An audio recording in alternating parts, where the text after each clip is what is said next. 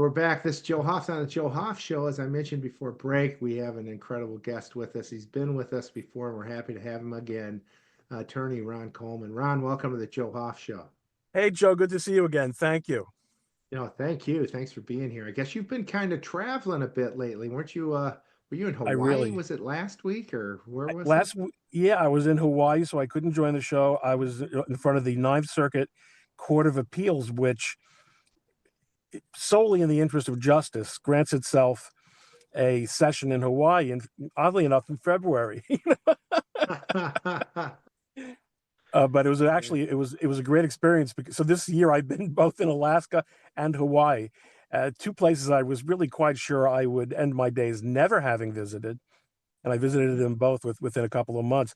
But now I'm coming back from the relatively prosaic Center County, Pennsylvania, where I spoke Wow. to the Center County Republican um, annual Lincoln dinner, and it was Scott Pressler was the main speaker. Because if Scott Pressler speaks, he's always the main speaker. You never want to go after Scott Pressler. I Mm, promise you that. mm. He puts on quite a show. But it was a great experience to meet these people. Wow. So that's right in the middle, I guess, of Pennsylvania, huh? Well, it's middle north, middle. I think east west. It's probably the middle. It's a good 3.5 hours from my home in Clifton, but it was well worth it to me. What I found very quickly was that everyone I spoke to was involved in some grassroots activism, and I don't know whether it's because of Scott. Some people were, for example, the chairman of the Center County GOP is a very young seeming grandmother who started kind of like our friend Nicole, my friend. I don't know if you ever spoken to her. Nicole Solis did in Rhode Island. Started asking about what was going on with the curriculum for her grandchildren. In this case, it was in Nicole's case, it was her children in the local public schools. Ended up realizing just how creepy and weird and sick the public schools are. People are going to school board meetings. People are running for school board. People are getting out the vote. This is the county where Penn State is located.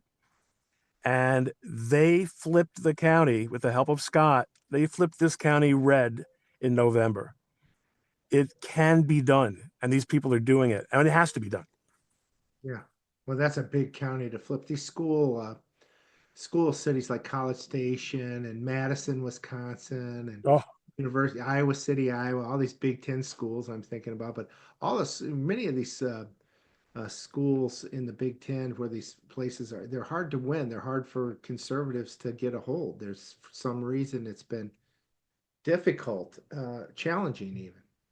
well, I mean, you have the faculties are obviously overwhelmingly lefty, and of course their families are too, and a lot of the support staff. I mean, you know, my wife writing for Legal Insurrection acquainted me with the American Association of University Professors, which was founded 100 years ago to guard uh, academic freedom and has become a de facto activist left wing union.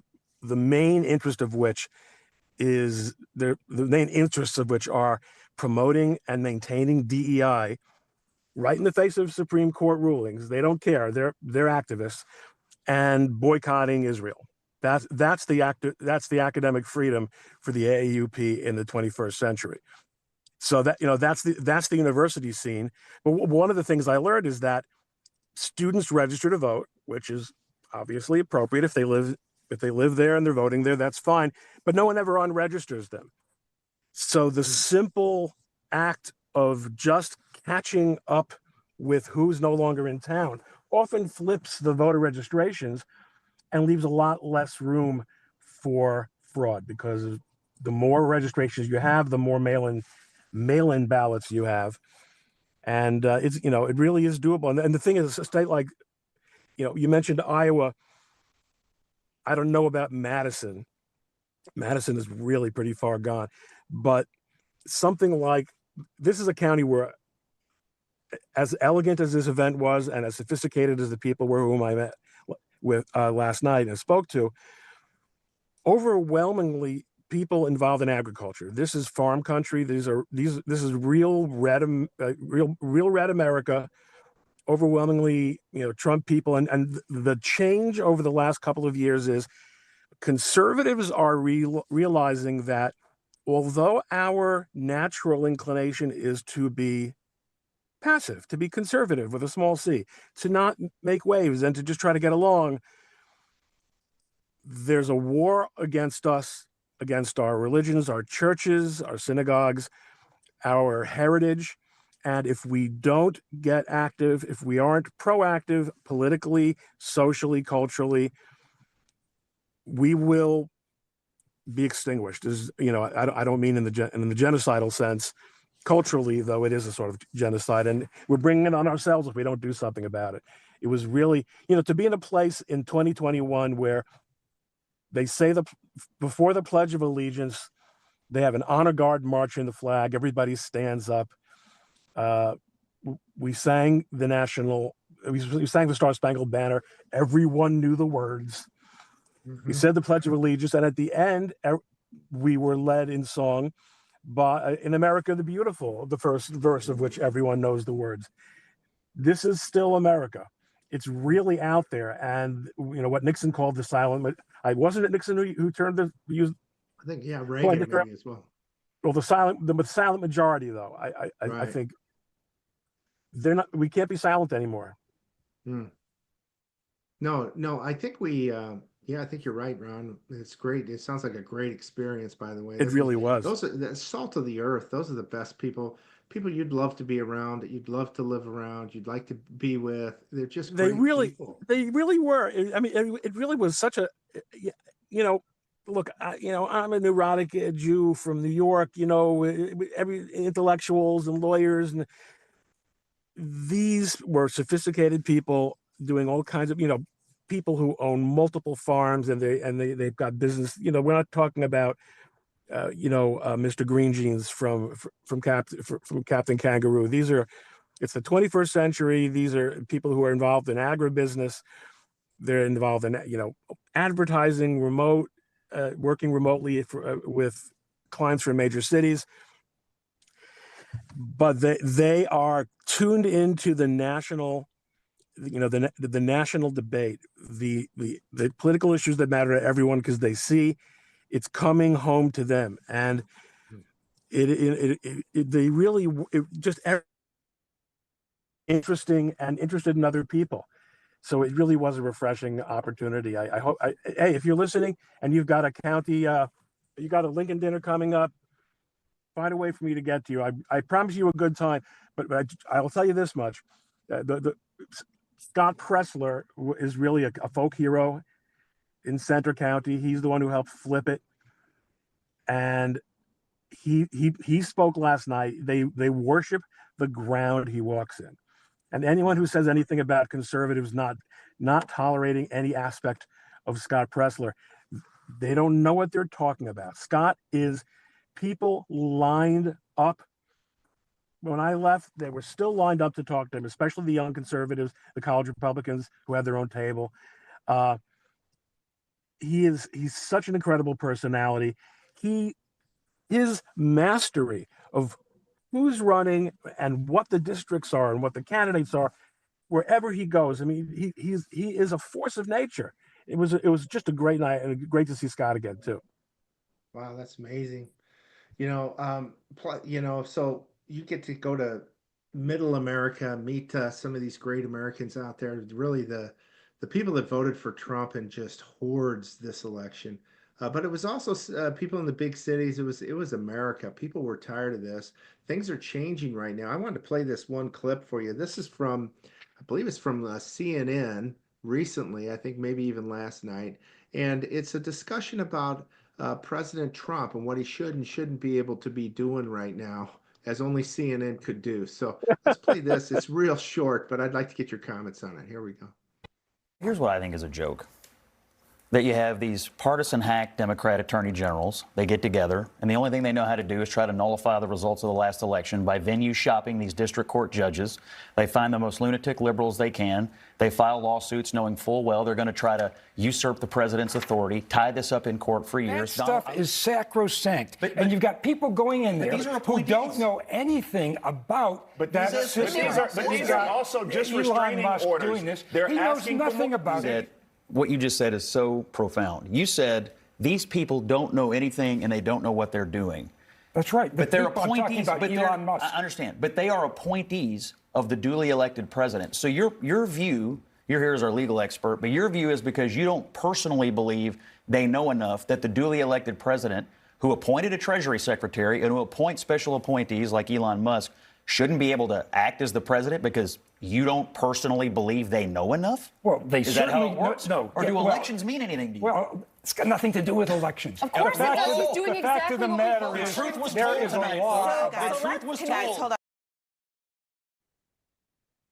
You nailed it. Yeah, he caught him, didn't he? What do you think of that? I think it is a great snapshot.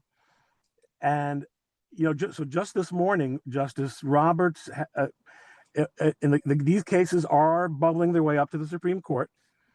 And I think when I was on with you a couple of weeks ago, I told you that I agreed with the consensus among many legal observers that the way the Trump administration has almost trapped the left-wing activists, and which includes all these attorneys general, into doing exactly what they've done, which is to run into the bluest U.S. district courts and getting the bluest possible restraining orders that violate obvious tenets of constitutional separation of powers. It's a trap. It is a well-designed trap. Justice Roberts has ordered that the special counsel who was ousted by the president submit his response to the Trump administration's Supreme Court application to overturn that TRO. And that is going to be, I think, the beginning of what we're going to see as a number of really important Supreme Court cases reminding us of exactly what it means for an executive to have power under the Constitution. Yeah, if they're trying to take it away, it looks like. I mean, they want to rule and not President Trump. Again, like that guy said, Trump's not able to rule. He's not smart enough. He needs to be like me, that guy at CNN. It's crazy, But not only like him, but like all the clowns that Biden appointed to both confirmed and unconfirmed political positions. Oh yeah, of course, a man who believes he's a woman as Surgeon General. Oh, of course, another transvestite who was the one who stole the luggage. These lunatics, as well as Pete Buttigieg, and the list goes on and on, right? Who was it from Obama's administration who literature majors who become foreign policy appointees? That's the president's prerogative. We rue the appointment of unqualified people to these positions, but that's a political process. And if the president makes that appointment, he and we as a country have to live with the decision that he makes to make that appointment. That's how it works. Well, and I think personally, I was on a show right before this just saying the same. I think Trump's done an incredible job. You couldn't have written a better book of with various chapters like Elon Musk and Bobby Kennedy and JD Vance, etc. These people are pretty solid and pretty smart. I like his Treasury Secretary. The list goes on and on. Energy Secretary, that guy helped develop fracking. Just incredible ideas, smart people, maybe the smartest in their professions in the world. And what a better group that he could bring up than that. Hey, let me, if you don't mind, I'm going to bring in another video here. Let me see if you can answer, what you think of this. This is a clip of Letitia James, and Let's hear what she has to say here recently. Somebody put this together. We'll play it real quick. This case has never been about politics or personal vendetta or about name calling. This illegitimate president who sits in the White House. That president, because he's not my president, he's an illegitimate president. His days are numbered. His days are numbered. This case has never been about politics or personal vendetta or about name calling. We've got to get ready to mobilize, and we've got to get ready to agitate and irritate until victory is won, but more importantly, until Trump is defeated. This case has never been about politics or personal vendetta or about name calling. Bring him down! Someone's having too much fun in the editing room. Yeah, that's amazing stuff. Now, that's what we've seen these last 4 years. We've seen President Trump targeted. Obviously, we've seen him. Some of these cases absolutely were just beyond pathetic. They were political assassinations. We even saw assassinations, President Trump as well, literally. And these people, they clearly they don't like Trump, and so it looks to me like they're doing everything they can to try to stop him again. They did this in his first administration. By the way, Ron, I found a site. I was curious how many cases against Trump so far, just in this administration. 75. 75. Well, I think that there are some that are so weak that even judges like Judge Chutkan is throwing them out. I mean, they're just silly. It is reaching, look, these judges aren't all that busy. I'm not worried about there being a lot of cases. I'm worried about there being a lot of orders. But as I have, one of my themes is the judicial social group. The socialization, I don't mean in the socialist sense, but the way judges look to each other in this transparent and immediate environment where every court knows that every other court is doing. Once these cases start getting the level of scrutiny from either serious appellate courts, unlike say the first circuit or the DC circuit, but the Supreme Court and some of the more moderate circuits, much less the conservative circuits. I mean, obviously, none of these cases are being brought in Texas. None of these cases are being brought in Alabama.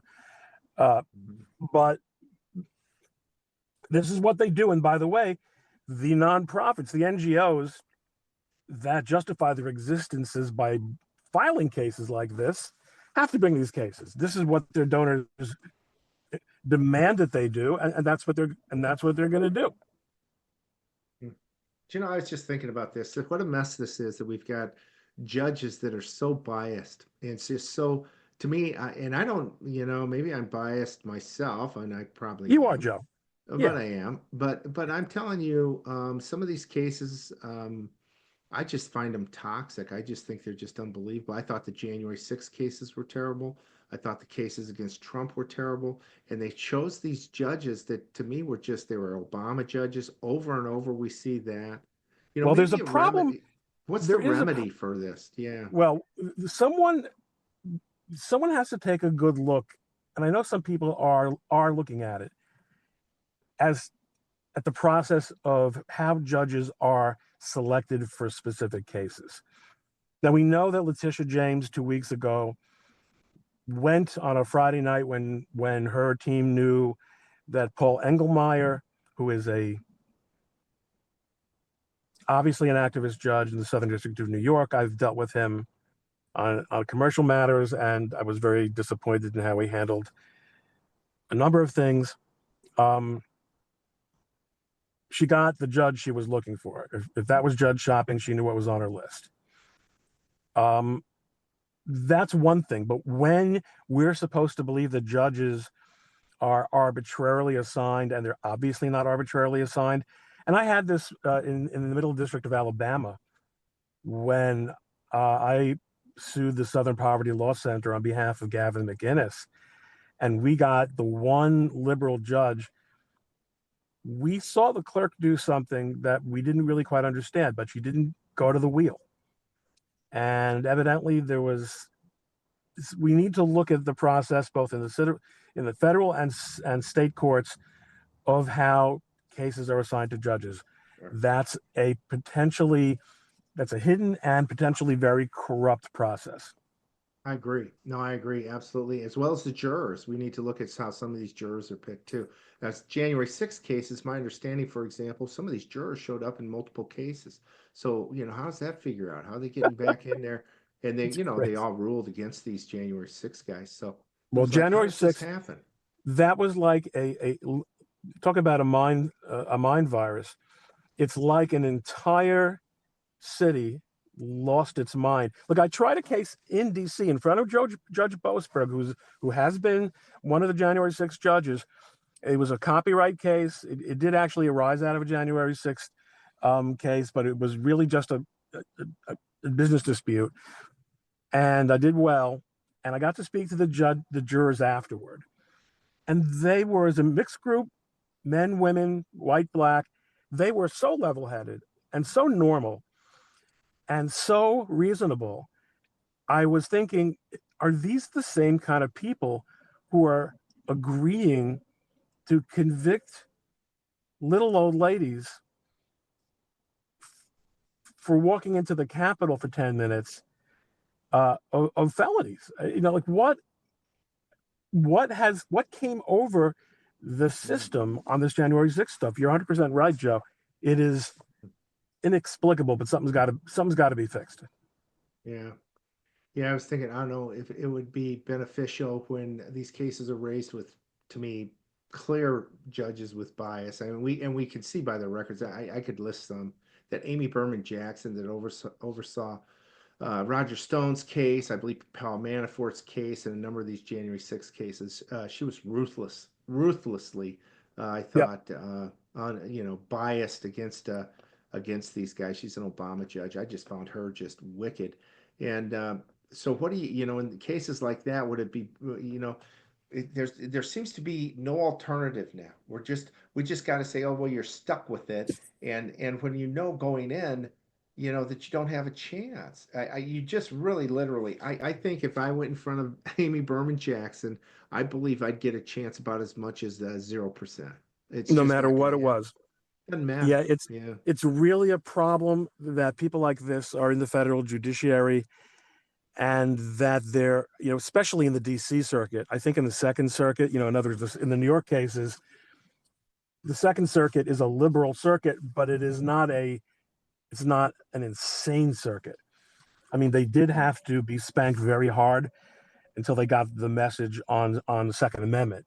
I mean, they were just ignoring the Supreme Court on Second Amendment for decades, but they finally got the message. DC Circuit doesn't get spanked, and it definitely hasn't gotten the message. It really is a de facto Supreme Court because the Supreme Court is so select in what it chooses to review, and it's so afraid of politically charged cases that a great deal of injustice has been tolerated in that court. It makes the Ninth Circuit and the California courts look like, a heavenly judgment. What could be done, you asked? I don't know, because there is a problem with systemically allowing people to get, I mean, when you think I want to finish my sentence, to get out of having to appear before certain judges, especially in a world where so much of politics finds its way into the courts now, and B, so much of the judicial selection process has become so politicized. I mean, it used to be that you had Republican judges and Democrat judges, but they weren't the result of this intense political confirmation process and this harassment that takes place with with Republican nominees. It was a much more moderated process. Things are different now. Reform is necessary, but one of the biggest reforms, you're going to hear me say this over and over again, we get rid of the DC circuit and at least get the cases in the District of the District of Columbia reviewed by judges who are not part of the swamp. I agree. Shoot them out to Iowa or Montana or Mars, wherever. Yeah, yeah, wherever. But get them out of DC, because that's we just haven't seen a fair ruling there in a very long time. And that was Obama, wasn't it? He came in and added judges to the court there, and just really, to me, just made it toxic. Then there was no way you're going to get a fair ruling. It was I think, a real sinister idea on his part. I think he knew exactly what he was doing, and he's getting the answers that he absolutely wants. Well, Republicans, to a large extent, let him do it. To get go along to get along, reach across the aisle, bipartisanship.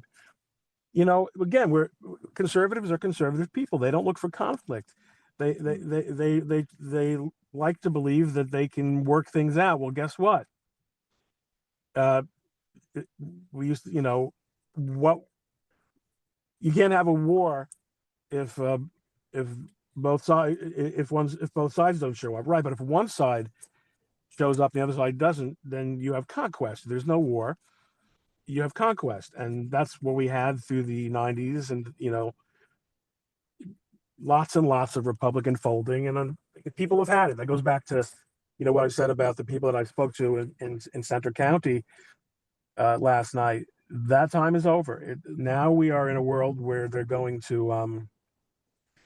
to start really seeing a pushback, not just at the level of national politics and what choices made by the White House, not just by social media influencers, but at the grassroots, by people you've never heard of and will never hear of.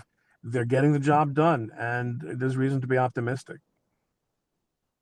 Yeah, that's great. No, that's great. People have stood up, and yeah, I think a big part too of this whole situation is we've got to get free and fair elections, because I don't think we have them right now. I've actually looked in depth in California, for example, in the 2024 election.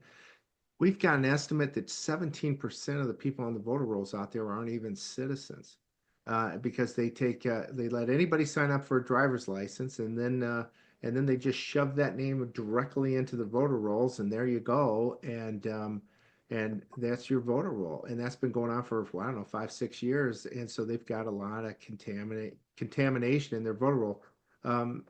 Yeah, I've actually offered the registrar of voters in Orange County, which is a huge county just south of LA, to perform an audit. I sent him a letter last week, tried to put some publicity up on it, and say, hey, we'll do it. I've got some professionals. We'll come in. We won't take your time. We'll maybe at the most a week, and we'd be happy to give you an independent professional opinion on your results. That was I don't know if you know that was my professional background's in audit. I do, but that you're the last guy they want to see. Absolutely. They're not. So we'll see how he responds. Yeah, we'll see how he responds. I haven't received anything. Yesterday was a holiday though, but Thursday I sent out the memo. So I'm anxious to hear what he says. Because let's get it on the table. In the corporate world, it's really night and day for me, anyways. My perception of the corporate, we would do audits, and we'd full transparency. I'm not going to sign off on anything I can't see. It's just not impossible. I've done audits. I've maybe mentioned this last time you were on. I've done audits in communist China, and they gave me everything I asked for. And I was able to perform the audit without any inhibition or anything, and was able to sign off on the results with good conscience that, hey, this is what's going on. I compare that to our election process, and so much information is being withheld from us.